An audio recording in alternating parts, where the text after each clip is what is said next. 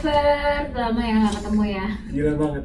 20 years ya. 20 years. Dulu 20 kita years. sebelahan nih kampusnya dari hukum dan psikologi. Psikologi.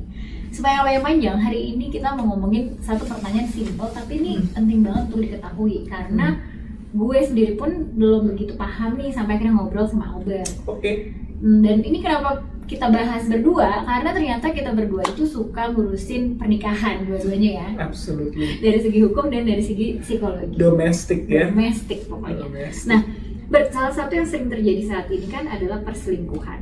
Pertanyaannya, perselingkuhan itu sama nggak sih sama zina? Oke. Sudut pandang gue dulu ya. Selingkuh itu menurut gue perilaku curang ya. Perilaku nggak setia dengan pasangan sahnya. Oke. Ya dia membagi cinta, membagi kasih dengan yang bukan pasangannya. Ya. Tapi kalau kita ngomongin zina, kita lagi ngomongin tentang tindak pidana. Tindak pidana. Jadi selingkuh itu perilaku, zina itu tindak pidana. Betul. Gue boleh ini nggak dari sisi psikologi Mau dulu banget gue Karena dengar. nanti jadi terlalu teknis nih kalau hukum. Kalau di psikologi biasanya kita menganggap perselingkuhan itu ada 3 apa indikatornya. Oke. Satu, kalau misalnya dirahasiakan dari pasangan resmi. Oke. Yang kedua, ada ketertarikan emosional, kedekatan emosional. Jadi lo bisa ngobrol sampai deep talk gitu, sampai pokoknya ngerasa deket banget deh tuh, intim banget. Dan yang ketiga, ada ketertarikan seksual. Oke. Ketertarikan seksual ini nggak harus jadi intercourse, tapi yang penting ada naksir-naksir yang ada nafsunya gitu, meskipun nggak terjadi. Nah, ini sama nggak sih kalau zina secara hukum? Zina itu diatur di pasal KUHP 283. Sorry, 284. Oh iya, catat. Respect. 284. Zina itu ada unsurnya yang harus terpenuhi. Yang pertama itu dia harus ada sexual intercourse. Oke. Ya, harus ada terjadi. Dan yang kedua, sexual intercourse yang dilakukan itu adalah dilakukan oleh laki-laki dan perempuan yang terikat dengan perkawinan. Baik mereka berdua terikat dengan perkawinan atau masing-masing atau salah satu aja yang terikat perkawinan.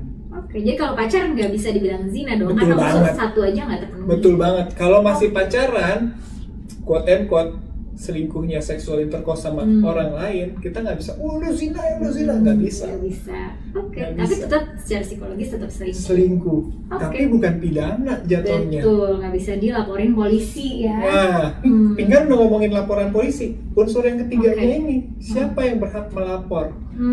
Nah, perzinahan ini delik aduan. Delik aduan. Hanya bisa diproses jika yang mengadukannya. Siapa yang berhak? Adalah pasangan yang dizinahin tadi, pasangan yang sahnya. Selama ini aku kira tuh kalau Pak RT lapor bisa loh, ternyata nggak bisa. Nggak bisa. Biasanya dalam praktek Pak RT-nya ditemenin atau menemanin si pasangan yang dizinahin itu. Mereka ngegerebek rame-rame nih Pinggan. Paham. Si Pak RT ikut. Paham. Iya. Gitu. Terus yang ketiga apa tadi? Udah ya? Diadukan oleh pasangan yang sahnya. Oke. Ancaman hukumannya 9 bulan Pinggan. Gitulah. Jadi coba pikir-pikir kembali ya buat yang udah menikah ya. Karena For sure. Tadi tuh yang selain dari tindakan perselingkuhan itu ya secara moral itu nggak baik, secara psikologis itu benar-benar mengganggu yang melakukan dan juga yang pasangannya. Benar-benar bisa jadi trauma, hilang rasa percaya gitu.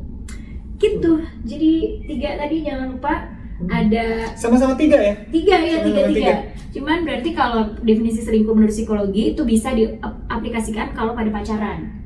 Dan kalau misalnya tidak ada hubungan seksual tapi ada kedekatan yang intens secara emosional, itu udah termasuk selingkuh. Cuman itu bukan zina. Karena zina tadi harus ada 3. Harus menikah, sexual intercourse. Yang kedua, salah satu atau keduanya terikat perkawinan dari others married.